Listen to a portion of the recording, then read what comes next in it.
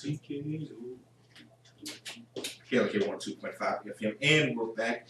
This is Community Conversations. Caleb Wonder is in the studio with you. I am joined by members of the Jonesboro Alumni chapter of Kappa Alpha Psi Fraternity Incorporated, Mr. Cornelius Moore, Mr. T.R. Hamilton, Mr. Talbekio Banks, and Mr. Quentin Little. I want to thank each and every one of these gentlemen for stopping by today on their Founders Day. And once again, congratulations to you, gentlemen, on your Founders Day and to your fraternity for the many years of service in which you have, as Kappa brothers, contributed all throughout the United States of America. So, since this is your Founders Day, let's kind of talk some more about the objectives of Kappa Alpha Psi Fraternity Incorporated.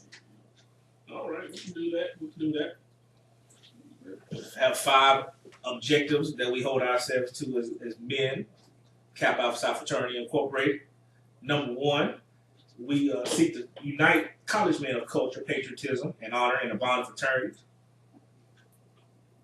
Number 2, and this one right here is very big. Our fundamental purpose is achievement, to encourage honorable achievement in every field of human endeavor. That's very important. And of course, I know that Kappa men have made great achievements all throughout our nation's history. So maybe you can give a couple examples of some Kappa men who have made great achievements and contributions to this country. We've got a couple of more that we want to go through. Okay.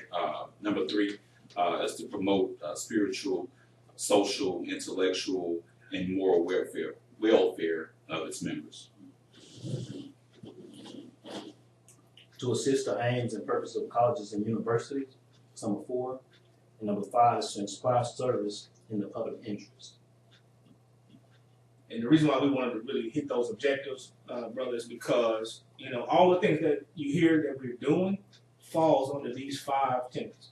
And so, you know, we want to make sure that as Kappa men, and I know we'll get into what it means to be a Kappa man and what it doesn't mean to be a Kappa man, but it's already been laid out for us, and we hold ourselves to fidelity when it comes down to these objectives. Okay, and you just brought up, you said, what does it mean, you know, to be a Kappa man? So kind of break that down for those who are curious, because, you know, there are people out there who watch you all, people who observe you all, people who may even want to become a part of your ranks. So I think it's a good opportunity to kind of just explain and break it down for those people. Oh, I've only been in the bond for going on right under 10 years, and so I'm a spring 2009 initially. So I think that, you know, it would be befitting to allow Brother Banks to expound on this, since he's been in the Kappa for, you know, he's not necessarily an old head yet. 16. He's not old head yet. You know. 16. Oh, yeah.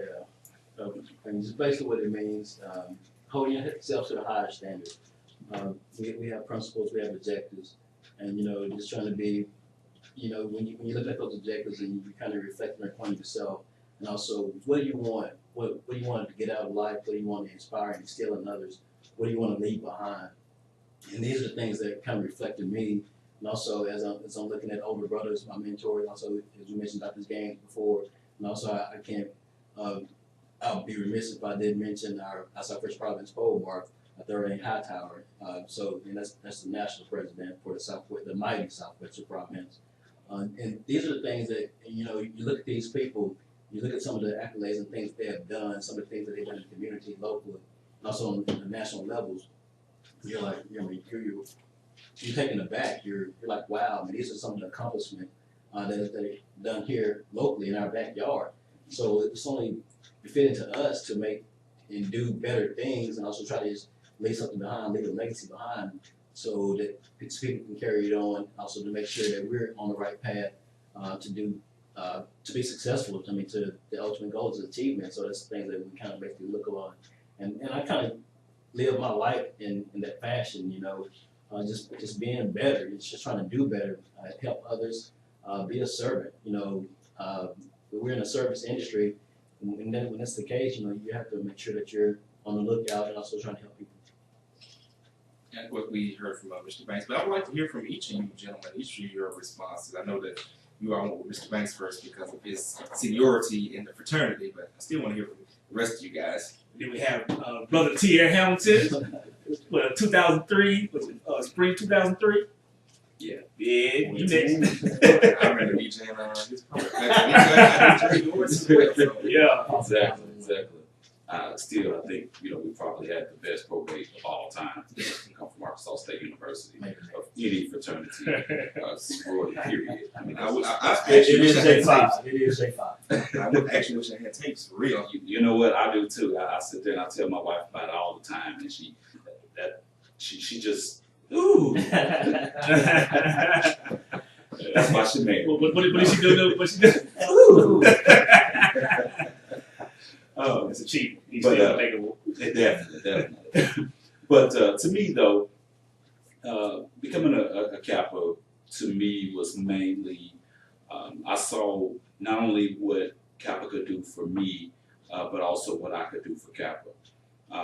And I think that's one of the main things that people don't look at. I think a lot of people want to look at the fraternity or any fraternity for that sake and say, well, what can they do for me? And they always want to look at what can be done for them. But in hindsight, what can you do for your fraternity, your sorority, or whatever the case may be? And even, years past, graduating from college, what can you do? Because, believe it or not, this is a lifetime vow that you're taking. It's not, like some other non-Panhellenic council members, whereas, once college is over, it's pretty much done. This is a lifetime thing. So for me, it was a vow to make sure that I upheld those standards of being a Kappa man and make sure that it was more than just shimmying, or make sure it was just more than twirling or more than partying and things of that nature. It was about making sure that I could be a part of my community. And yes, I could do that on my own part, but making sure that, we got like-minded individuals together so that we may be able to impact the community on a grander scale. So to me, that's what becoming a Kappa man was all about. All right, so we got two guys left. I guess Yeah, spring will fall on you next. Yeah, spring 2009 this year. And my journey to be a Kappa man was pretty interesting. I was married already and I had children already, so my trajectory to becoming a Kappa was a little different. It led me through graduation into having to complete my mission, the alumni chapter, the Jonesboro alumni. And the thing is, my priorities were to raise my family in the fear and admonition of the Lord, and make sure that I was purposeful in my life at that time. And I found out really quickly that I aligned myself with the tenets of being a Kappa man and what they stood for. So I knew that being a Kappa man was for me. And like Brother Hamilton also mentioned, that it's not about what Kappa can do for me, because at that point I was beyond that. I was more so interested in what I could do for it. And so being in that position, I sought out to be the best Kappa man that I could be. And like you said, it's not about shimmying, and it's not about parties, because I wasn't a partier anyway. And shimmying is always good, depending on who you ask. You ask the ladies, they have a different opinion. But the thing, I was a partier. Yeah. But I could tell stories. right. Please don't, please. No, Right. I'll just say this. Every time I would put on that ludicrous Splash water. yes, the remix. Yes, sir. Yeah. Oh, yep. Stand up at the top of the pavilion. Yeah, you might hit that. You might cue that up. I mean, we just started our classic hip hop show on weekends, and even when I play that song now, every time I hear that song, I always have those flashbacks of the Kappas at the parties. You got to give it to us at least one time during the show. At least one time during the show. Gotcha. Oh, but just that's my history as far as becoming a Kappa man. I just love what the fraternity has to offer. I've been able to travel around the country to participate in different conferences and trainings for leadership. and things of that nature. And Kappa has a lot to offer, especially the black male, especially in the changing economy, and it can really set the male on a high platform to achieve if that's their goal. So that's how I came to be a Kappa man. And I think something that he said there kind of resonated with me. He said, it can help anyone to achieve if that's their goal. I think that's something to just leave with everybody today. If that's your goal, it's your goal to achieve. Because if that's not your goal, if your goal is not to achieve, you're not going to achieve, regardless of what you do in life. Just period. So it's just something to think about. And I agree with that. It's something that goes even beyond being in an organization. Exactly. If you want to accomplish something in life, you have to go out there and work hard to strive to achieve it. Sure. Absolutely. Mm-hmm. And we're going to bring in now Mr. Little as the final one of the group. Yo, Spring 2K17. It doesn't matter with it. I just always want to. Yeah. Hey, all right, go ahead. You can do that. You can do that. But in all actuality, you have to look at everything we do within Kappa Alpha Psi Fraternity Incorporated. It all comes back, in circle. And for me, in making my decision to become a Kappa man, it started way back in 1996. I go back to 96 to my hometown. Shout out to Helton, West Helton, Arkansas. Hey, go ahead. But there, Fort City News. Hey, it's not your turn yet. But in my hometown, that's where I was brought up in Kappa League under my late godfather, Mr. Ernest Sims. Another Kappa man who had a tremendous influence big hand in a lot of people's lives. Enos Jackson, Raymond Sims, Alvin Sims, just to name a few. They brought us up in Kappa League. We watched them do some of the great things in the community. And as a young man without a father figure in my life, it was like, hey, this is something that I can see myself doing. And as life continued to progress, I kept looking deeper and deeper into it. And when I had the opportunity, when the opportunity did present itself, I took that next step so I can be able to be a part of something that's great and offer what I have to continue to, make our great organization, strive and progress forward. Community service, achieving, reaching out, helping others, whatever the case may be.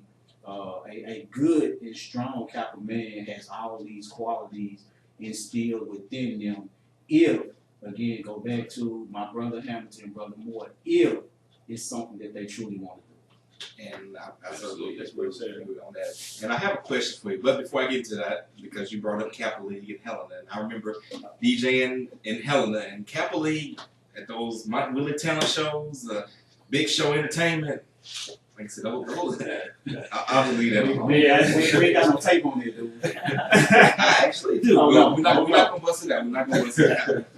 But on a serious note, I want to see the tape. Oh no. But on a serious note, you mentioned about how people like the Sims family, and the Sims family have been very influential. Like I said, Raymond and Ernest and LT, all of them, were very influential. But as the newest member of the chapter, how have these other gentlemen here influenced you, and kind of touch on more on how you hope to influence those that are going to come behind you? Of course, you and I both being from Helena, Helena has its challenges, right, especially with the youth. So what do you hope for those youth that are down there in Helena that may wind their way up here to try to give something back to them, as well as, again, the influence that these gentlemen here at the table have had on you? Okay, first part to the question, what has my brothers influenced on me, is pretty much priceless. With me only being in the bund for a short amount of time, I can pick up my phone and call these gentlemen. I can stop by. I watch their every move, whether they know or paying attention to it or not. Again, even outside of Kappa Alpha Psi Fraternity Incorporated, I'm still my own man. But to watch these gentlemen do some great things that they're doing in their lives, as well as the community, as well as embarking on assisting and helping others, it has been a great, adventure over the last, so many months. I can't replace the gentlemen within the Jonesboro Alumni chapter because, taking me under their wing, giving me advice, not necessarily saying showing me right from wrong, but hey, at 34, still showing me right from wrong, keeping me on, the straight and narrow. It has been a huge influence in my life, especially with me losing one of my biggest mentors. So, what they give me is something that I take, I study, and I use, and day in and day out, if I can apply it or offer it and give it to someone else, I definitely give back. So that's one of the things in which, we talk about, helping West Helena, being challenging. We talk about helping West Helena youth. If it boils down to them, wanting something better, wanting to do something better, it doesn't have to be Kappa Alpha Fraternity Incorporated. If you come to Jonesboro and it's something that you want and you want it and truly want it, and you run across me or you run across one of my brothers, you don't have to be in a fraternity to do that. When it comes down to our youth is our future. If we don't step in and get them on the right path and help them out, especially our African Americans, we're all in trouble. And I'll just add to that. We all in trouble. And that goes beyond whatever fraternity you're in. Absolutely. Organization, even churches, civic organizations, or just ordinary people. Each one teach one. We all have to extend our hand and help out and be the example. And that's one of the things that I try to do, being from Helena myself. I tell people, look, a person from Helena came to Jonesboro, started a radio station. A person from Helena, again, bringing back Dr. Gaines, became one of the first black professors at Arkansas State. Now has a building named in his honor. So you can come from the Delta region, and of course I'm going to bring Ford City in now. But on seriously, people talk about the Mississippi Delta, Helena, West Helena, Mariana, Ford City, Blytheville, Osceola, all the negative. But you can come from one of these areas and achieve great things. Absolutely. And that is the connection that we would like to make. We want to branch out further. We opened up our God Right program to not just only Jonesboro. We even have Kappa League in Memphis. We have Kappa League in Jonesboro. We have Kappa League in Fort City. We have Kappa League in Little Rock. And so we have these young men that are buying into the achievement factor. Because we understand, even going back to what you said about us participating in NAACP, that's not just for photo ops. What we're trying to instill in these young men is how to survive and how to make wise decisions in the system that they had no input on any legislation or any kind of policy that directly affects them today, and they need to know how to navigate. In order to achieve, they need to know how to navigate. And so whenever there's an opportunity for us to learn about the politics of today, the youth of today, that's where the revolution is. And they'll be able to influence. We saw in Alabama with the Senate race with Doug Moore, or was it Doug Jones?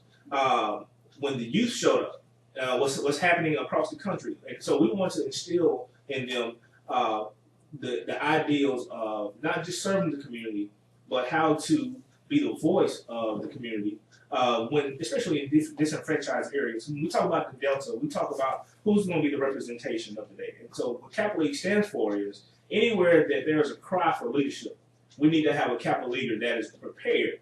And so it's our responsibility as Kappa men to prepare them for leadership.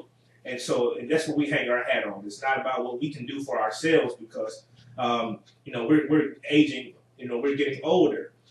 So the youth of today, because the dynamics are changing and the demographic is changing. And so anything that fails to change, anybody, there's a quote, and there's an unknown